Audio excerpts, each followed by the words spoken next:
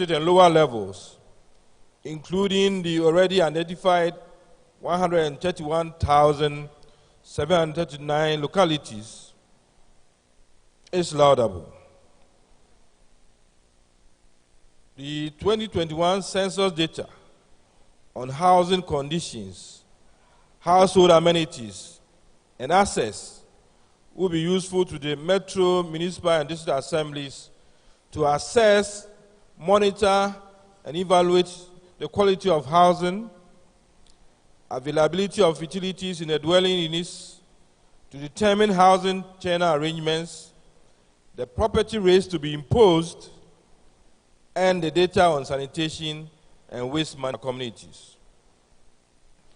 This will help greatly to develop and implement strategies and programs not only to achieve cleaner environment, but also to fulfill the goals of the National Development Planning Commission, as well as the Sustainable Development Goals Secretariat, to attain the antecedent targets, outputs, and outcomes.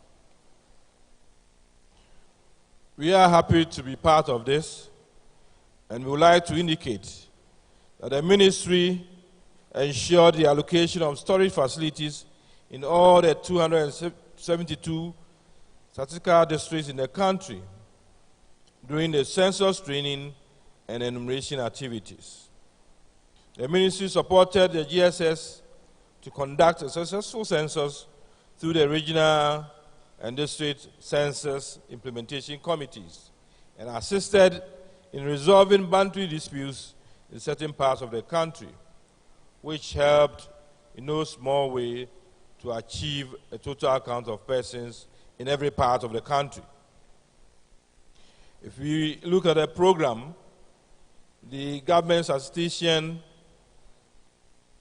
Professor Samuel Kobna-Anim, is supposed to make a presentation on the 2021 PHC General Report, volumes 3A, 3B, and 3C.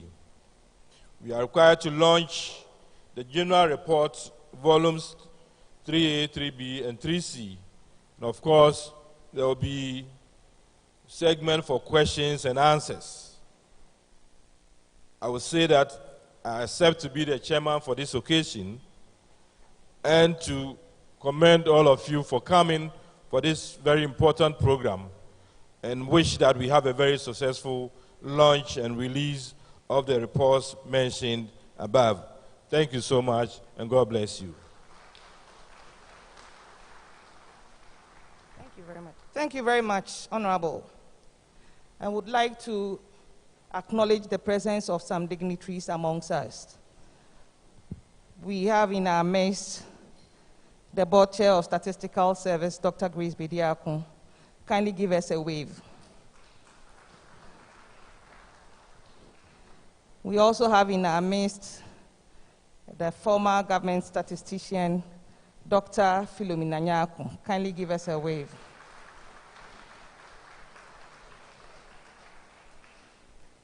And then we also have in our midst technical advisory committee members, Prof. Kwanchi, Dr. Dame,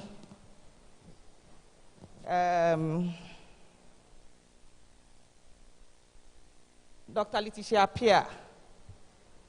Kindly give us a wave, Dr. Letitia Pia. Okay. Please, if I miss your name, don't hold it against me because. And then we have in our midst also the Danish ambassador. Kindly give us a wave. Thank you. And then we also have Sheikh Ahmed Tijani Haruna. Thank you. So as I get to know, I will also acknowledge those who are amongst us. We are grateful. Now we would like to call upon our own Chief Census Officer, Professor Samuel Kobna-Anim, to present to us our reports on volumes 3A, 3B, and 3C. So, Prof, we welcome you to present to us the results.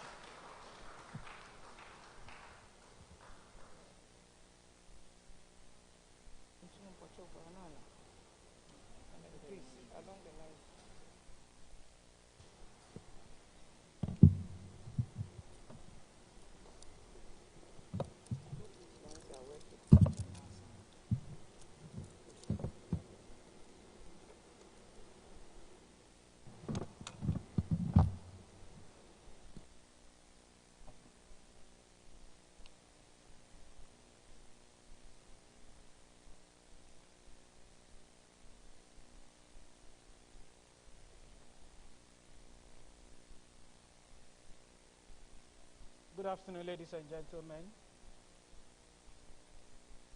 Honorable Obi Amwa, Deputy Government Statistician, and all the distinguished members that have decided to join Ghana Statistical Service for today's launch of volumes 3A, 3B, and 3C of the 2021 Population and Housing Census. Kindly accept my personal appreciation, and for that matter, the appreciation of both management and staff of the Ghana Statistical Service. Chairperson, with your permission, I'm going to do this release by taking us through the need to put these numbers in a particular context. So we're not going to follow the traditional way of just putting out the numbers for people to use the numbers in different ways, but to use the numbers in a very guided way. For that reason, once I put up a slide, I'll take my time to identify the various issues that would be important for different stakeholders. So if you look on the slide that we have, we're going to provide a background which I'm going to follow up with results. And as we've all seen in the program outline, this release is following 3 of the 11 volumes that we're going to release for the 2021 Population and Housing Census. I kindly entreat all of you to overleaf the program that you have to apprise yourself with the other 8 volumes. I'm going to speak to that after the Q&A. But for today's session, we're going to talk about population of regions and districts, follow up with the age-sex profile, and do some background characteristics where we're going to touch on 6 background characteristics. As I indicated, because Ghana Statistical Service is poised to ensure uptake of the data that we put it out there, we are providing you with some reflections of targeted MDAs that we think should make use of the data that today we are putting out. And then we're going to close this presentation with some key messages, which I must say that are targeted for our friends in the media, but not for policymakers. Let me begin this presentation by saying categorically that although we're going to share with you the headline figures, for us at Ghana Statistical Service, it is clear to us that the details, the disaggregation, the different components of the instrument is what we want policymakers to pay attention to. So to begin with, the background information, as the Deputy Government Statistician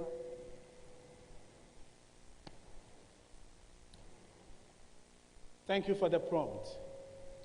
As the Deputy Government Statistician indicated, on the 22nd of September, we released the provisional results, and we did indicate that during the release of the General Report, we're going to share with you 3 things. That is the final enumerated figure, the disaggregated results, which is looking at it at the district level, and also the details from the 11 modules. And then on the 19th of October, we shared with persons in Ghana the residential proximity to essential services. And from that report, the highlights have been shared with us by the Deputy Government Statistician. What we intend to do, as I indicated, is to look at the issues at the disaggregated level. During the release of the preliminary report, we were silent on urban-rural dichotomy in terms of the various issues that we have in the 2021 Population and Housing Census. In this release, my plea is that we pay emphasis to the urban-rural dichotomy, because that is where we see the deviations, that is where we see the variations across rural, urban, regional, and district, and also from the regional perspective. One of the things that we're doing in the 2021 Population and Housing Census is provide further information on the definition of rural-urban to look at it from two perspectives: population as one, which we've been doing in the past, and population plus facility, which I'm going to talk about in detail. Then we're going to talk about the age profiles. As usual, we're going to give you the single years in our microdata, but for purposes of this presentation, I'm going to focus on the aggregates, i.e. the traditional age cutoffs and some of the legal age cutoffs, specifically the 8+ and above. Then we're going to talk about issues related to how we are furthering this analysis, and on the background you see that I have limited disaggregation, limited cross-tabulation. The cross-tabulation that we are doing at this stage is among the variables that we've talked about, i.e. age, sex, urban, rural, regional, and at the national level. Definitely once we are doing our thematic report, for which reason we call this general report, our thematic report will do more of the cross-tabulations across issues rather than these basic demographic characteristics, that is location, age, and sex. Then, based on what I did during the preliminary report, I'm going to indicate to you the caution that we need to carry with as we discuss these results. That is the drivers of population. In the preliminary report, I was categorical that there are 3 drivers which our colleagues in academia, especially demography, will tell us. It's fertility, mortality, and migration. What we are doing at Ghana Statistical Service this time around is to share with you the numbers that we have. No attempt is being made to say that it is fertility that is driving it, it is mortality that is driving it, or it is migration that is driving it. If you look at the program overleaf, we're going to have general reports on these 3 issues, and in furtherance, we're going to have both thematic and analytical reports on these 3 issues, which will put us in a position to identify the real drivers of the population changes that we are seeing. It is heartwarming to say that already Ghana Statistical Service has received letters of concern from some regional coordinating councils and metropolitan, municipal, and district assemblies on the provisional results that we put out there. We are not in a position for now to say what is driving an increase or what is driving a decrease. But what we are saying is, once we do the thematic and the general report, then at small area level, we look at both the net effect across these drivers and the net effect across the geographical areas to enable us associate what is driving population changes across these areas. And as I said, we're going to make these results relevant to ministries, departments, and agencies, and for that matter, MMDAs, that is Metropolitan, Municipal, and District Assemblies. So this background sets the tone for us to go through the highlights of results from the 2021 Population and Housing Census, specifically volumes 3A, 3B, and 3C. On the first slide,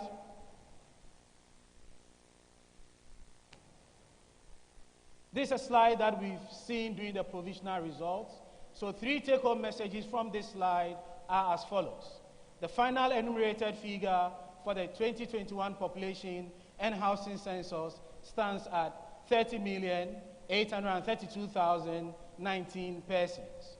The final enumerated figure for the 2021 Population and Housing Census stands at 30,832,019 persons. If you look at this from a trend perspective, during the provisional results, we did indicate that this is about 5 times increase the population that we had at the time of independence, that is around 1957. But we tell a different story during this release. The first story has to do with looking at the change from 1921 up until this time, where we are talking about a change over a century, and what we are seeing is that our population as a country have increased by 13.4 times between 1921 and 2021. So while we are recording a 13.4 times change in our population over a century, from a half-century point of view, our population is 3.6 times, specifically between 1970 and 2021. So the key take-home messages here are the number of times that our population have changed from different time periods. Over a century, 13.4 times. Over half a century, 3.6 times. over a 6-decade period, relating it to our independence 5 times. This final report that we put out now is not significantly different from the provisional results, which stood at 30,792,608. We move further to look at this population from a size point of view across the 3 regions, from a share point of view across the administrative regions, and the annual intercensal growth rate. We did highlight variations in the population across the regions, and here the emphasis is the fact that the least populous region, which is Ahafo region, has a population of 564,668, and the key message here is the number of times that the least populous region is relative to the most populous region, which is Greater Accra. So Ahafo's population, which is the least populous region, is 10 times the most populous region, which is Greater Accra, which has a population of 5,455,692. From a share perspective, we highlighted that Greater Accra region and Ashanti region continue to hold more than a third of the population. But indeed, the story that we want to highlight in this release has to do with the changes in the shares of the various regions between 2010 and 2021. The northern region recorded the highest change of close to 50%, while the national average stood at 25%. We had some of the regions having relatively smaller shares, below 3%, some of which include Central region, Eastern region, Oti region, and so on. From an annual intercensal growth rate perspective, we did observe that from the annual perspective, the annual intercensal growth rate was 2.1. And as I indicated, our emphasis is on the disaggregation. While the national average was 2.1, we saw huge variations across the 16 administrative regions, where in the northern region, we saw an annual intercensal growth rate of 3.7%, and with Eastern region indicating the least annual intercensal growth rate of 1.0, connoting a 2.7 percentage difference between the region with the highest annual intercensal growth rate and the region with the lowest intercensal growth rate. Indeed, if you look at the 16 regions vis-a-vis the national average of 2.1, the national average of 2.1 separates the 2 regions, in the 16 administrative regions, into 2 equal halves of 8 on either side. We move forward to look at the urban-rural direction in terms of the population size. Chair members, as I indicated, Ghana Statistical Service in the past have defined urban-rural based on population. What I'm going to share now is focused on urban-rural based on population, but in my next 2 slides, I'm going to share with you urban-rural based on population plus facilities. On this slide, what we see is that we see an urban population of 56.7, which is indicating an increase in the urbanization that we recorded in the year 2010. In 2010, Ghana recorded urbanization when it crossed 50% of its population living in urban areas. In 2010, it was 50.9, and in 2021, we've seen a further increase in urbanization, where persons living in urban areas in Ghana stands at 56.7, and the corresponding 43.3 living in rural areas. Honorable Chair, as I indicated, my emphasis, our emphasis at Ghana Statistical Service is the disaggregation, the details.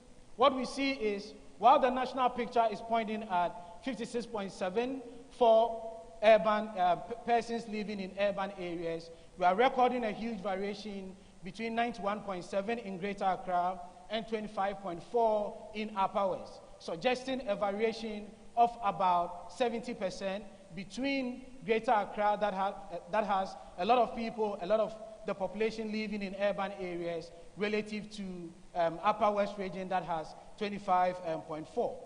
What we see in terms of the absolute numbers is that the 56.7 persons that are living in urban areas correspond to 17,472,530 persons in urban areas, and a corresponding figure of 13,359,481 persons living in rural areas.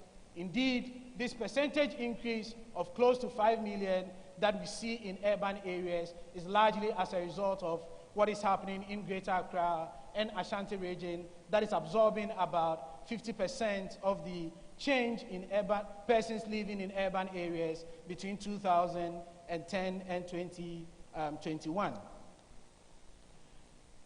We move on further to look at the urban-rural dichotomy, this time from a growth rate perspective. From a growth rate perspective, while we see 39.3 in urban areas for the country and 10.3 for rural areas for the whole country, again, Honorable Chair and members, we see huge variations in urban-rural growth rates across the 16 administrative regions. Indeed, these variations are stark, where we see that in Upper West, there's an urban growth of 107.9 relative to Ashanti region 15.8. So clearly this variation in the growth in urban areas across these areas calls for the attention of different policies that are geared towards rural and urban areas.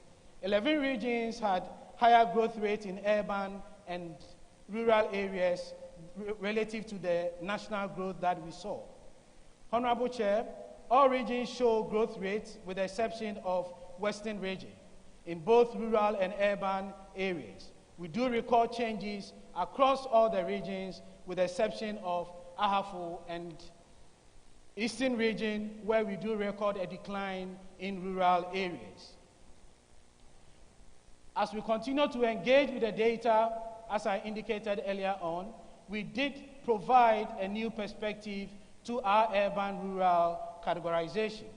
Chair and members, while this has been argued in the international realm and also has been argued among policymakers in the country, Ghana Statistical Service was very compelled to look at urban-rural classification following our analysis on the residential proximity to essential services, where we saw stark variations across the regions and, for that matter, localities and districts in the country.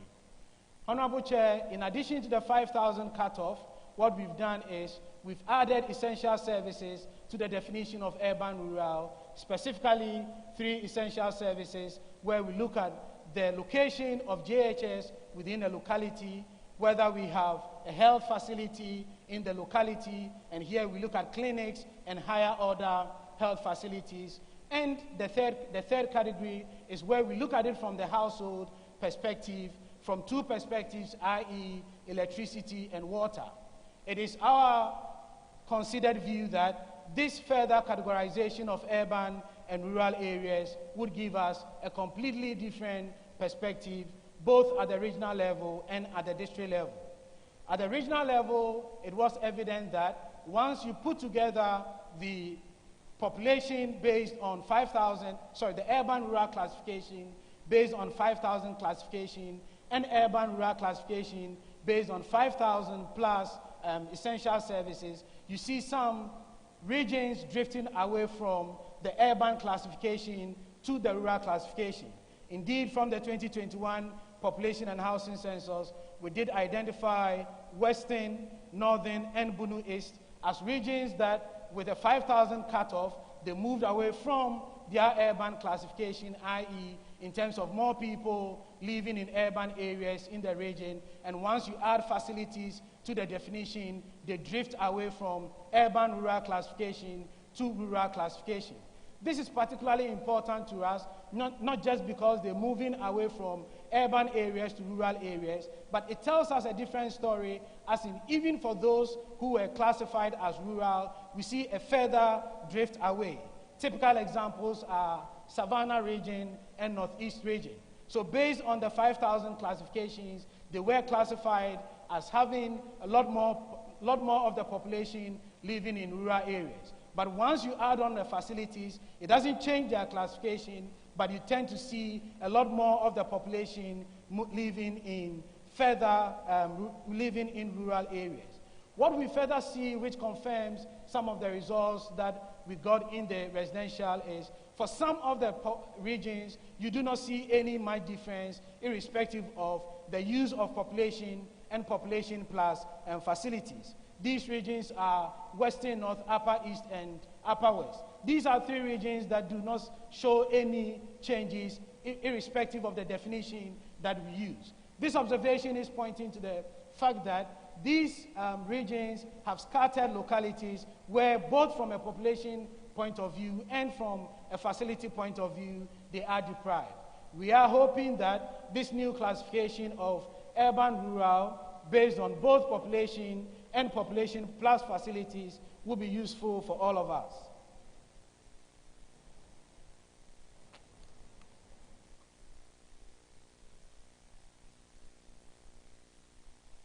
Honorable Chair, we look at the same issue at the district level, which shows very staggering results. And here we point to the top 10 districts that show significant variations, which indeed should be a matter of concern to our metropolitan, municipal, and district assemblies.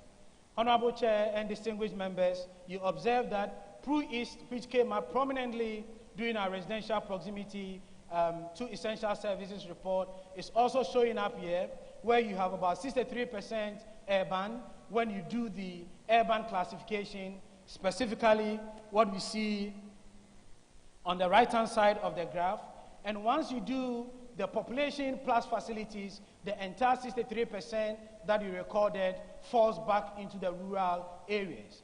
These are staggering observations regarding the top 10 districts that, the bottom 10 districts that recorded significant changes once you vary the definition of rural-urban. So indeed, this is reinforcing our argument that we need to look at the inequalities that exist as far as location of essential services are concerned.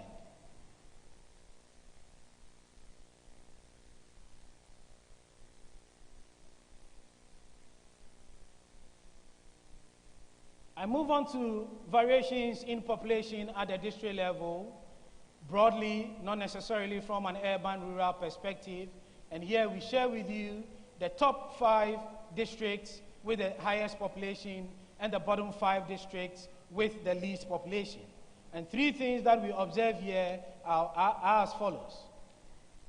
If you look at the bottom district with a population of 28,179 relative to the most populous district, that is Kumasi Metropolitan, which has a population of 443,981, it points to a variation of 16 times. So the variation that we saw from the regional perspective between Ahafo and Greater Accra of about 10 times, that variation is more intense at the district level when you compare Banda, which has a population of 28,179 relative to Kumasi Metropolitan with a population of 443,981. This is why we say that the census is the most single important exercise, as it aligns very well with the SDGs, because you get the information at the district level, which all our intercensal surveys are unable to do. The second story that we see here is that if you look through the bottom or the least populous district, you realize that they cut across 5 different regions. Again, this is pointing to the fact that our population is pretty much scattered with small populations.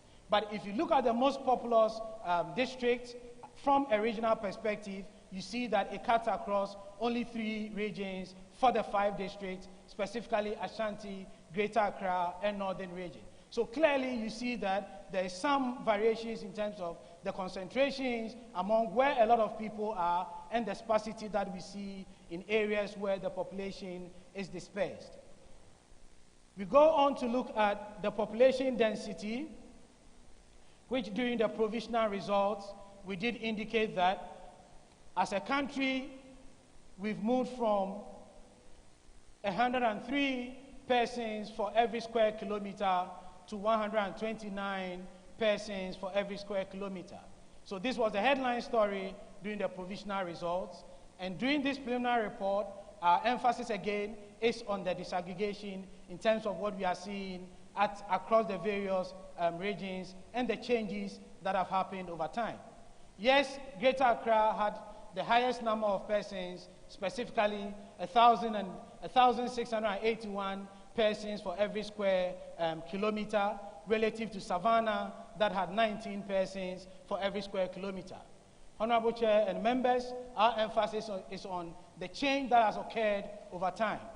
Greater Accra, the change is 26 persons for every, at the national level, 26 persons for every square kilometer. As I indicated, 2010 it was 103, and now it's 129. But across the regions, we see Greater Accra standing out. Between 2010 and 2021, where we've added 445 persons for every square kilometer. And this is distantly followed by Central Region, where we have 66 persons that have been added on for every square kilometer. And more concerning is what is happening in the Savannah region, where we've added only 5 persons per every square kilometer. So clearly, from a population density point of view, it's not just a matter of what is happening in 2021, but how the changes have evolved over time. We further look at the variations in population density at the district level. Here, I'm not looking at it from the change perspective, but here we're focusing on what is happening at the district level. Chair and members, the figures point to the fact that in Ayawaso North Municipal, despite Greater Accra having 1,681, we've seen in the Ayawaso North Municipal 33,583 persons living in every square kilometer. So the regional picture definitely is masking what is happening within the Greater Accra region. So we don't have to run away with a headline regional figure, but it's important to look at it at the district level. And as we've collected data at the locality level, moving forward into further analysis, we're going to show you what is happening indeed at the locality level. Beyond Ayawaso North Municipal, we see other districts in Greater Accra region hovering around 20,000, specifically 19,116 for Ablekuma Central Municipal, to 16,498 for Ayawaso East District. We continue to see disparities relative to the south and the northern part of the country. Indeed, in Ashanti region, where one would think that it is densely populated, we have a district in there, specifically Setchire, Afram Plains, that has 9 persons for every square kilometer. It is important to emphasize that Setchire Afram Plains came up strongly during the proximity analysis as a deprived district as far as essential services are concerned. I move on to changes in household sizes.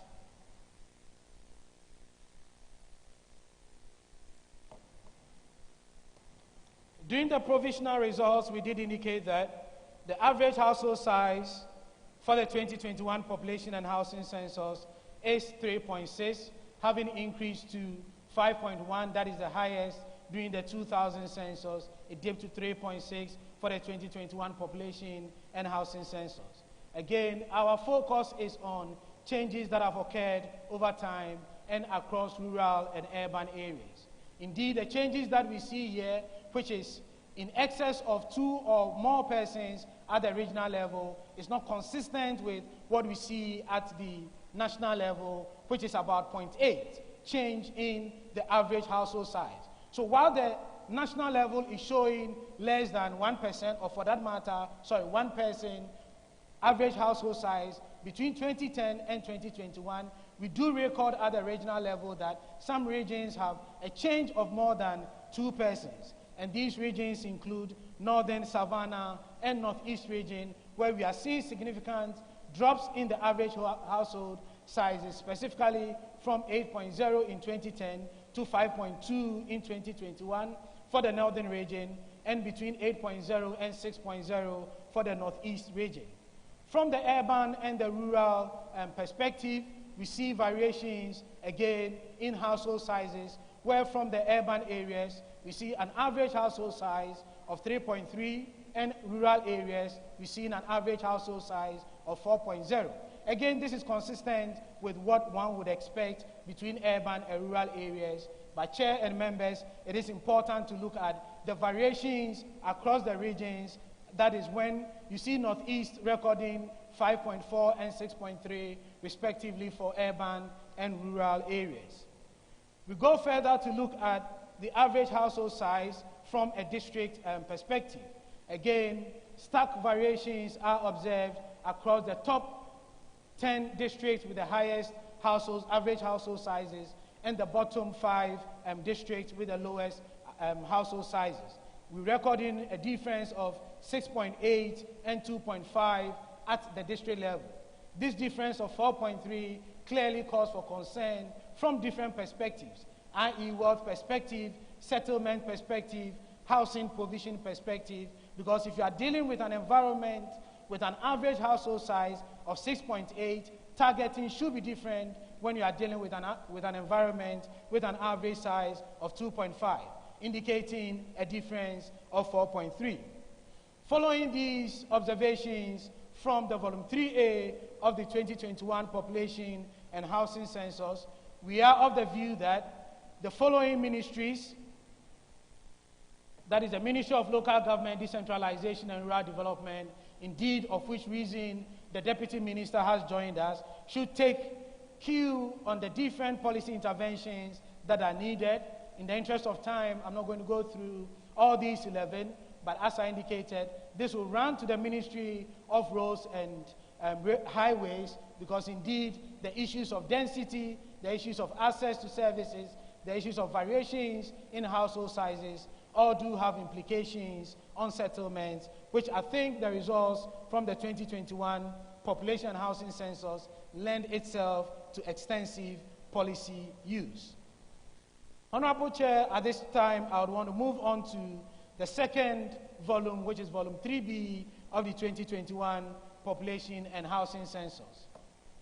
This volume focuses on age and sex profile. I want to avert the reflections of readers to how we've structured the reports from the 2021 Population and Housing Census. We have a general background and all the issues related to the report, and for each of the reports, we provide you with a rationale to reflect on how you need to read and contextualize issues that are in there. We have singled out age and sex profile ahead of the other demographics and ahead of the other issues, simply from the perspective that this is the basics of all the cross-tabulations that we're going to do. There isn't any issue in the 2021 Population and Housing Census that will do any cross-tabulation oblivious of the importance of age and sex profile. Indeed, whatever planning at whatever level would have to rely on these two singled out demographic characteristics. So I'm going to move on to the first slide, which looks at it from the age perspective.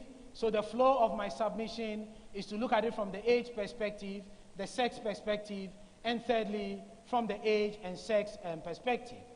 From the age perspective, from a demographic point of view, it is important to highlight the three main categorizations and the headline population figures thereafter.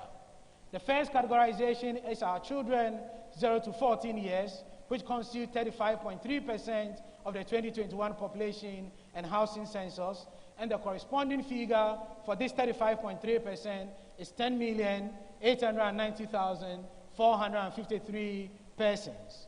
The second categorization, which is important for planners, policymakers, is the working age group, which is between 15 to 64 years, and from the 2021 Population and Housing Census, we identify 60.4 persons within this age category, translating into 18,619,021 persons for the age bracket 15 to 64.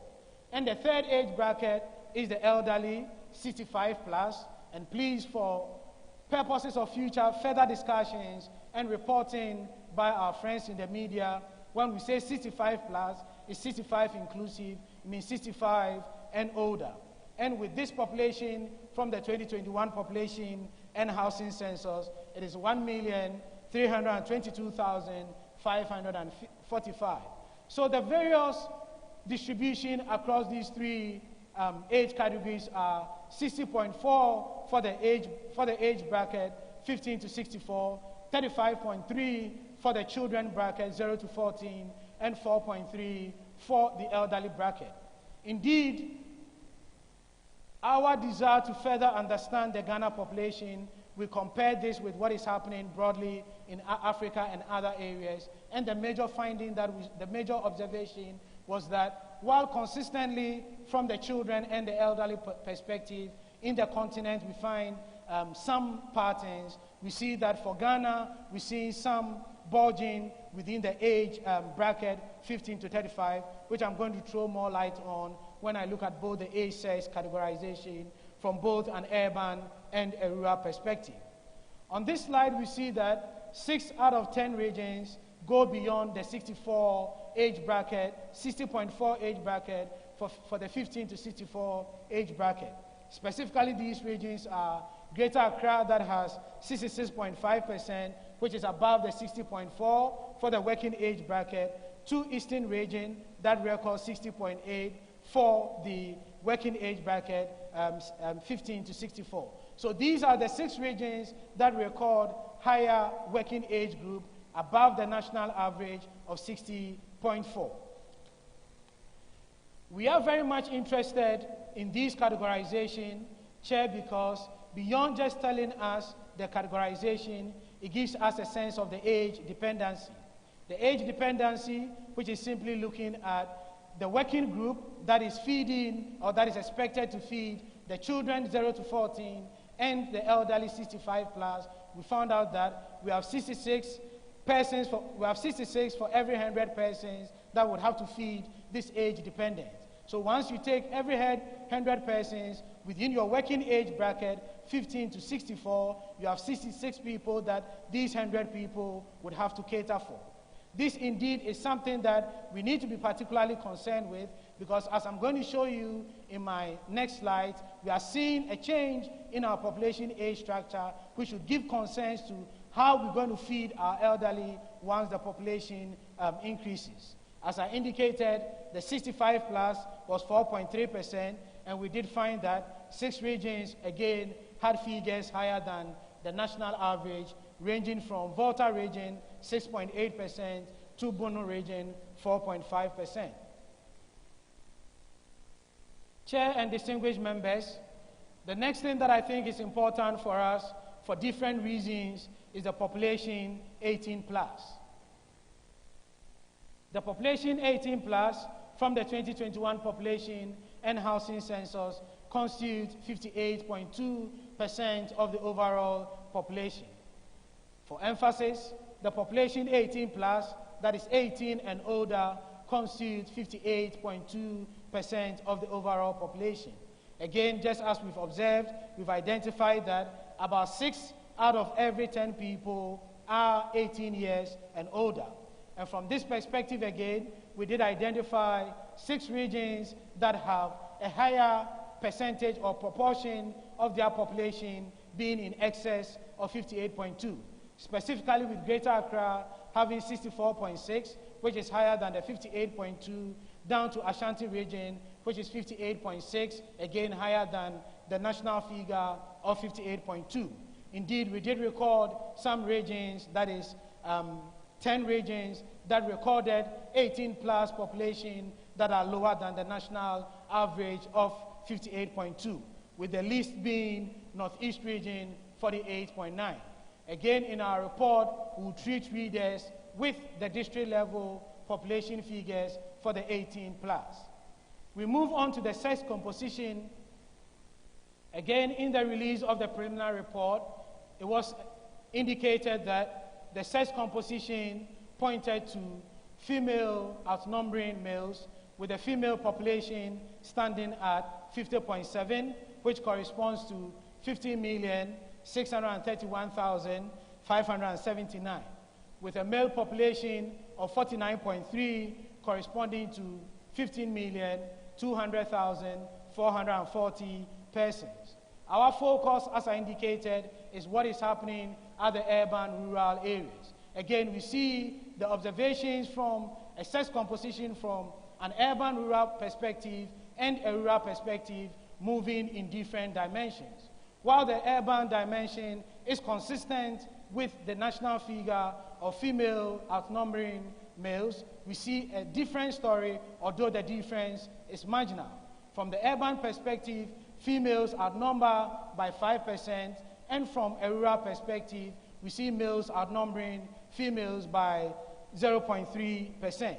We do see variations across the 16 regions, and this was emphasized during the release of the provisional results, with 10 of the regions following the national pattern and 6 of the regions deviating from the national pattern, having a male dominance. And some of these regions include Western and Western North regions. Just as it was done for the population, we do the sex composition at the district level, and again, this is pointing to variations very much different from the national story. Keeping in mind the national story of 50.7 as against 49.3, we see a variation of 46.0 for female population in Western North, up onto 54.0% for Central, specifically in the Gomoa West District. I want to emphasize that 3 districts within the Central region show up as the highest of the top 5 districts, with females outnumbering males. Whereas we see again this spread out across 5 regions that record male dominance from the 2021 population and housing census.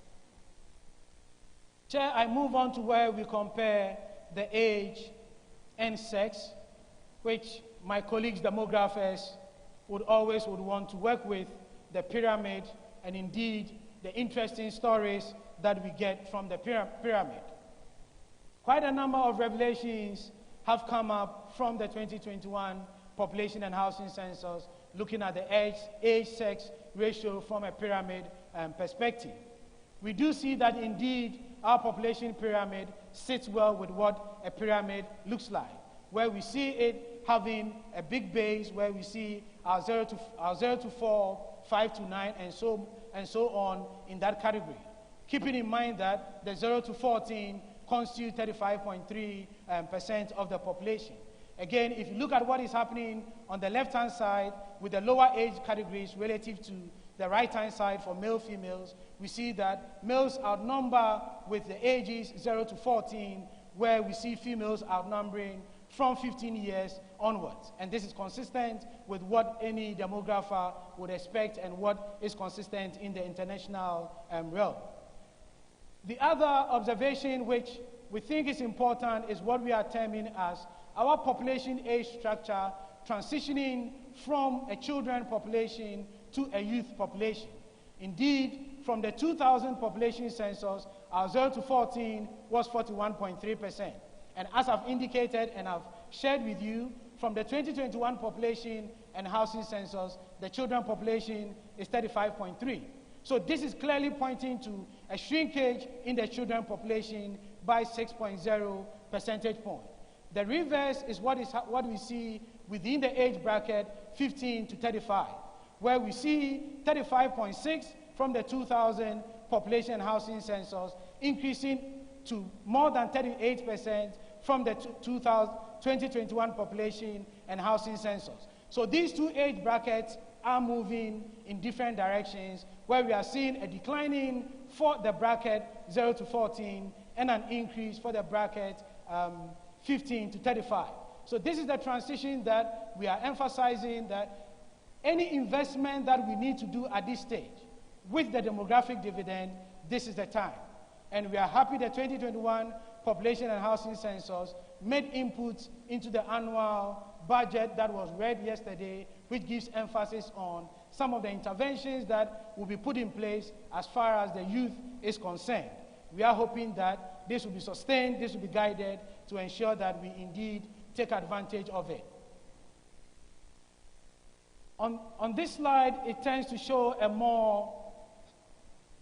a more significant story of what is called the youth bulge once you separate the urban and the rural. So we see on the left-hand side what is happening in urban areas, and on the right-hand side what is happening in rural areas. While one would expect that in urban areas it's going to contain the youth, indeed the 2021 population and housing census is pointing to that. So unlike the previous slide where we saw a big base, from an urban perspective, we see the age bracket 15 to 35 broader than the children band of 0 to 14. This story is not the same case for the rural areas. So for us at Ghana Statistical Service, one of the take-home messages here is that homogeneous interventions would not work.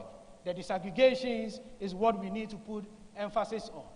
I quickly share with you what is happening at the regional level, where we see that the youth bulge that we see at the national level is not the case across the 16 administrative regions. Indeed, the youth bulge that we see at the national level is heavily weighed in Greater Accra region. If you look on the slide where we show you the pyramids across the 16 administrative regions, while again for emphasis, we're not seeing anything in the rural areas. We see slightly of it in the urban areas, but much of it is concentrated in Greater Accra, where we see the bulge much significant, much compelling in urban areas relative to rural areas. We move on to the age-sex distribution, and here we want to put emphasis on what is happening across specific age brackets.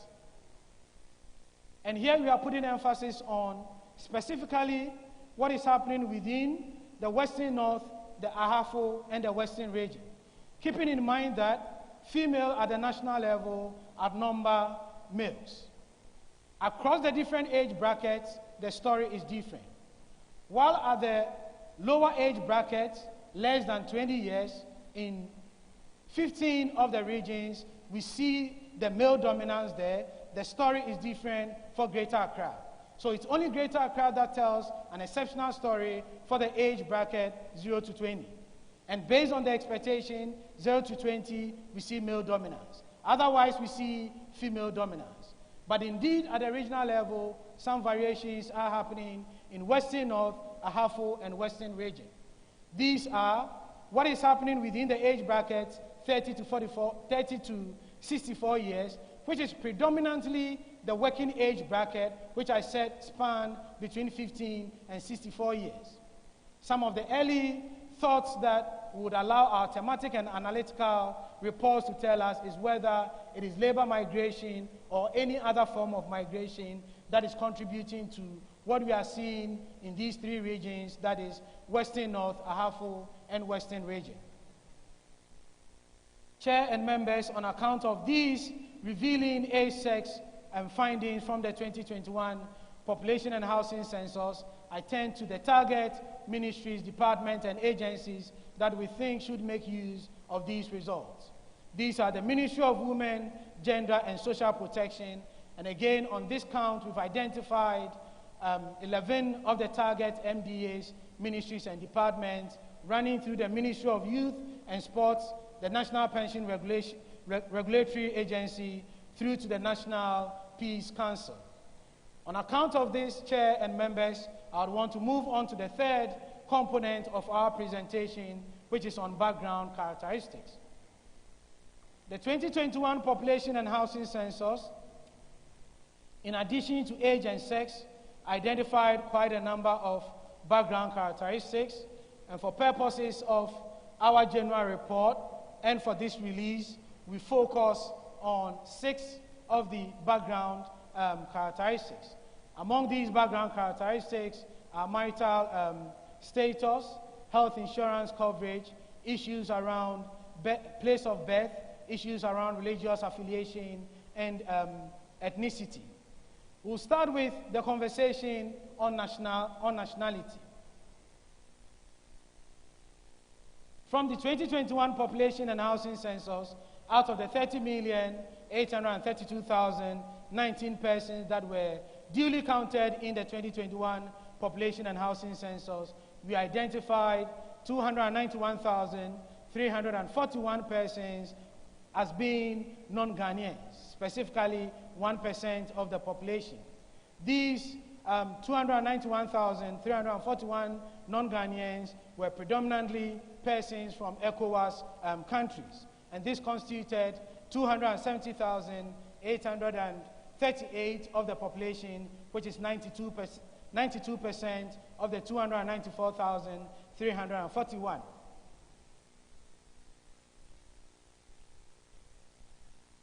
We did a further disaggregation in terms of beyond ECOWAS, where are we finding these, who are these non-Ghanaians?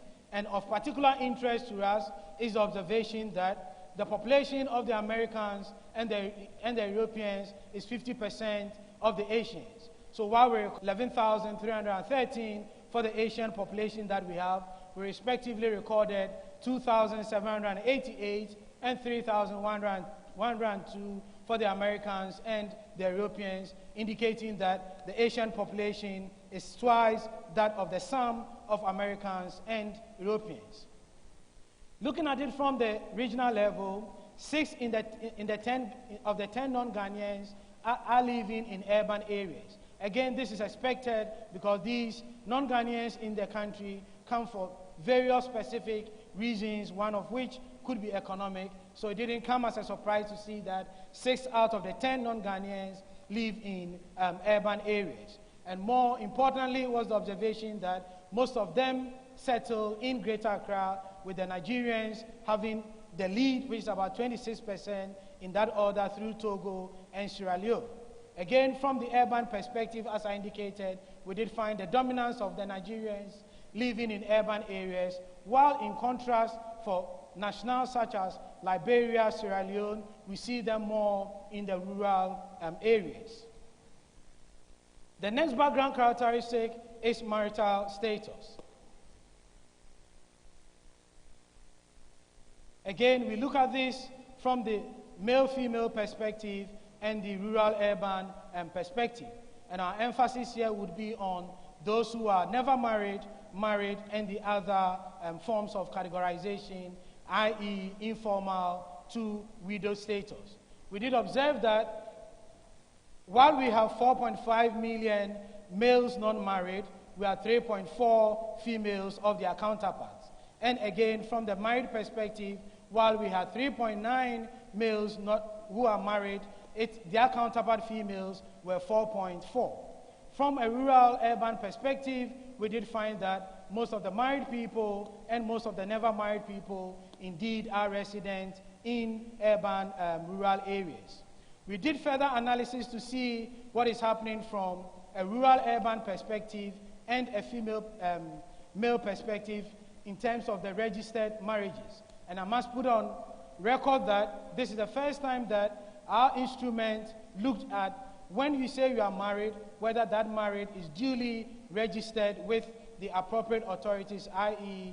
the Metropolitan Assembly working on behalf of the registrar, and it came to our observation that 80% of married persons had their marriages that had not been registered.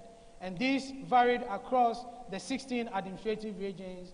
We had Greater Accra having the highest of the marriages that had been registered with 40.1%, right down to the northern region that had less than 5% of the marriages that had been registered.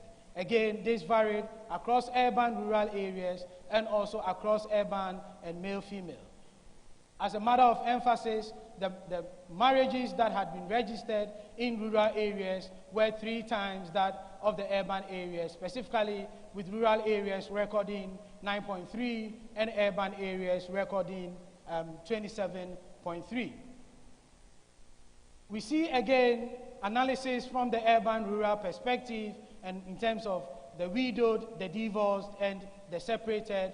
And the major highlight story is that we have a lot more of the females in this category, i.e. the widowed, the divorced, and the separated.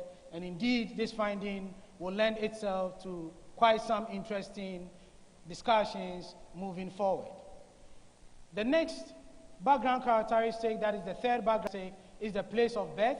And here, to find out where we enumerated people coincided with their place of birth, and our interest here was to find out whether migration indeed was happening or what one would call residential stability was occurring.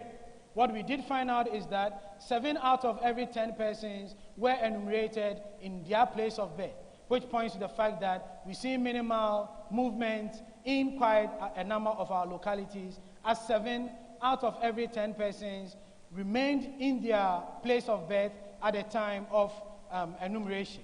Again, those who were enumerated within the same region but outside their locality during the enumeration was about 14% for both males and females.